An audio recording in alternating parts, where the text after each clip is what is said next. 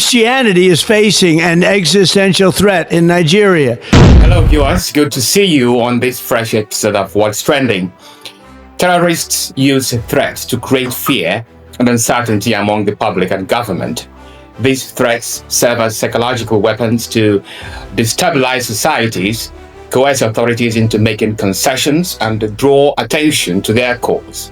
When Islamic terrorists respond to threats like Donald Trump's invasion of Nigeria, warning with counter threats, it serves as psychological warfare aimed at showing defiance and resistance. This connection, the Islamic State of West African Province has issued a statement in response to former US President Donald Trump's remarks about potential military operations against the group in Nigeria. In a message circulated through his usual channels, ISWAP labeled Trump a reckless American tyrant and accused him of being influenced by evangelical Christian and Jewish advisors during his administration. The group asserted that Trump's comments were an effort to position the US as a global defender of Christians. According to security expert Zagazola Makama, who originally produced this report, ISWAP further claimed that such rhetoric would likely draw the US into multiple conflicts across Africa, including the Democratic Republic of Congo and Mozambique, where militant attacks have caused significant casualties. This, ISWAP stated, aligns with the broader Islamic State's strategy to stretch the US military thin across various global conflict zones, citing active battlefields in Iraq, Syria, Somalia, Afghanistan, and the Lake Chad Basin. ISWAP issued directives to its fighters to avoid large gatherings, limit movements, and reduce the use of smartphones amid anticipated increases in US surveillance and drone activity. The group extended the warning to all Islamic States affiliates worldwide. It also called on the Muslims in West Africa to unite and take the alleged US threat seriously, accusing Western nations of committing crimes against African Muslims. This statement by ISWAP reflects a calculated attempt to showcase defiance, rally support, and warn of intensified security measures like to follow any US military intervention, as observed by Makama.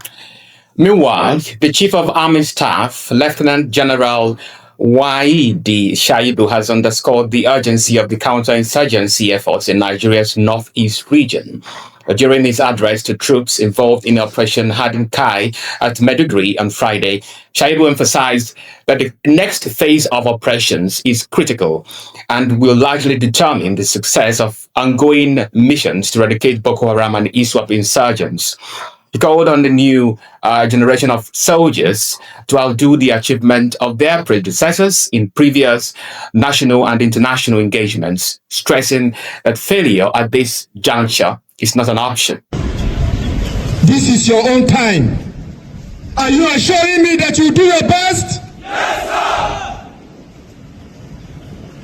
All combat enablers have been provided for you to succeed. And I bet you will succeed beyond your own expectations. Is that clear? Yes, sir! Is that clear? Yes, sir! So, whatever doubt you have, you clear it through your officers. You have your commanding officer in front of you. You listen to your officers. They will guide you through, and they will ensure they prepare you and lead you properly. Is that clear? Yes, sir! Are you assuring me you give me your best? Yes, sir! Well done. Yes, sir! Well done. Thank you, sir! Is there any question for me? Now, let me assure you that your welfare has been taken care of. From the improved ration cash allowance to the prompt payment of all your allowances, to improve medical health care. Have you seen all those? Have you see the difference? Yes, sir! That's good. We will continue to improve on your well-being, your welfare, and we ensure we provide you the requisite accommodation for your families and children. We are investing in our various command schools to ensure they meet global standards. In a complementary development, President Bola Tinubu, in an official briefing to his executive council, reassured Nigerians that his administration is actively engaging with international community regarding former U.S. President Donald Trump's statements and threats of military intervention. President Tinubu affirmed that the Nigerian government remains firmly committed to completely ending terrorism in the country, emphasizing diplomatic efforts and cooperation with global partners to bolster the nation's security and sovereignty. All right, what's trending comes to you on DDM TV. If you like my video, do not hesitate to hit the like button, make your comments, share my videos, and subscribe to DDM TV. I am Tochku Raphael. See you next time. Now, what comes to you next? Is it disturbing clips of media confessions made by Reverend Ezekiel Dakamo, a clergyman from Plateau State who has been disclosing some of the worst terrorist attacks by perceived Islamic extremists against the Christian community in Plateau State and elsewhere. Thank you. If my government is denying genocide, what will they say about it? United Nations, European Union, take note. This is the genocide of people that were killed on the fateful day of 7 March 2010. Massacre at Dogona Hawa, Plateau State. Names of big victims that were killed. Machineries were brought from Niger Republic. They were brought from Chad. They were brought from Burkina Faso, Senegal. They were hired into the nation. They mix up with those from Maiduguri. That's a Muslim state. Also from Gombe, Muslim state. In fact, the troop into this place, Bauchi, this is the route that they took. By about midnight, they invaded this village. We are living peacefully in this Dogona Hawa. These are the victims of massacre.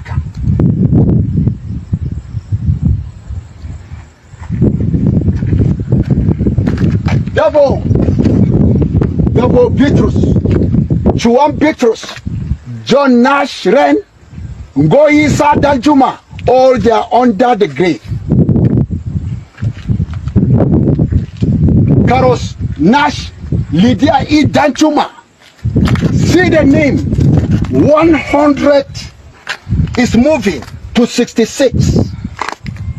Ended by Israel Simon, Lydia Bulus Chuang, Da Labi Dung. And look at this place too. Dadung, Dagong Dung, Justina Gyang, Sani, Pam, Victor Pam. To summarize, to go down to 126, ranked up with Ungo Titi Gwam. We move also to 127, Dan Juma Gwam, Victoria Zhang, Tess Crooks. You have been looking for facts, look at facts.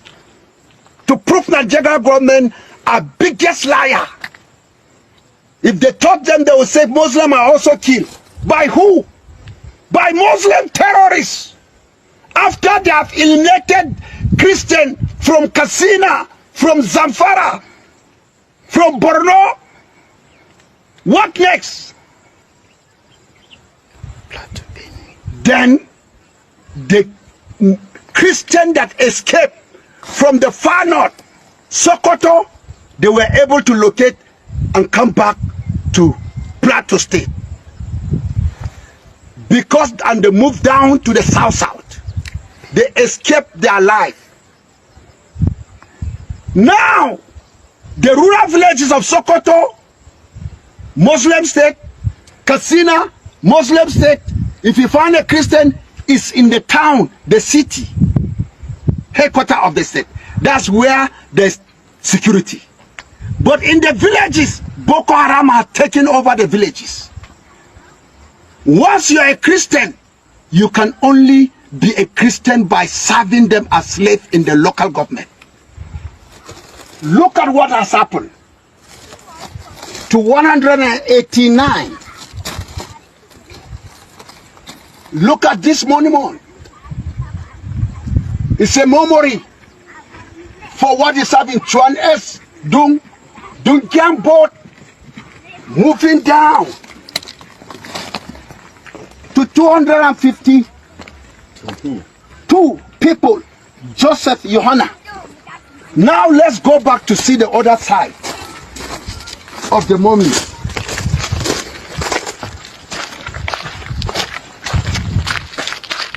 It continues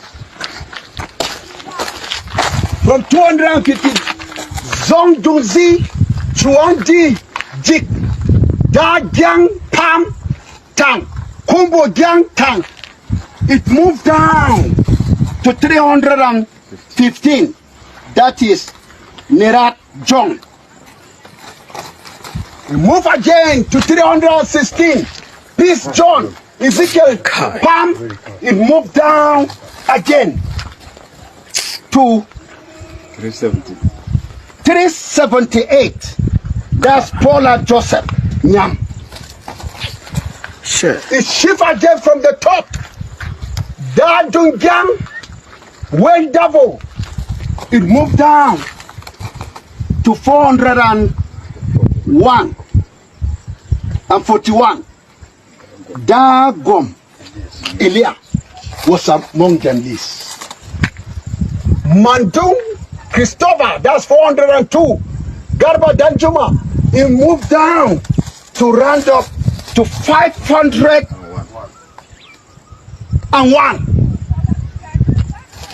Apart from this list that are here, there are many. Only vultures that were dragged into those rocks. Women were dragged for raping that day. Come and see what happened. Look at the monument.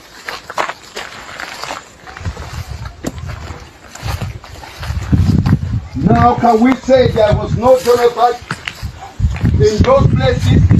Children are there.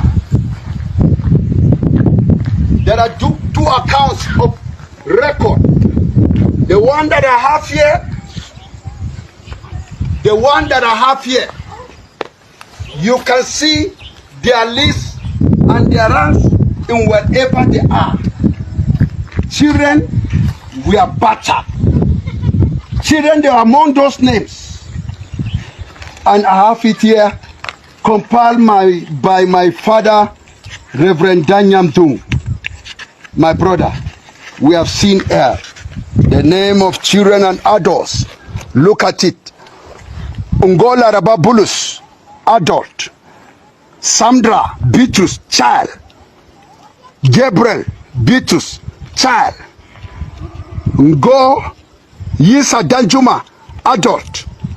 Ngo Laraba Danjuma, adult. Timothy Ezekiel Danjuma, child. Lydia, child. Obadiah, child. And somebody will come out and say there was no genocide. This God that we serve under this Muslim ticket, any Christian that will vote Muslim ticket, may God forgive him. May God show him mercy. He has received his number 66. I cancel my faith to Muslim ticket. Nigeria is for all of us. Nigeria is for both Muslim and Christian. Nigeria have been working on Muslim and Christian, Christian and Muslim. Why now? That is marginalization. That is genocide. In the world of the politics, the Islamic people have genocide us by killing the Christian, becoming a second man in Asoro. and the so-called Christians don't know what is happening. And those kind that came out and said there's not the grave, the death of these people is screaming in heaven.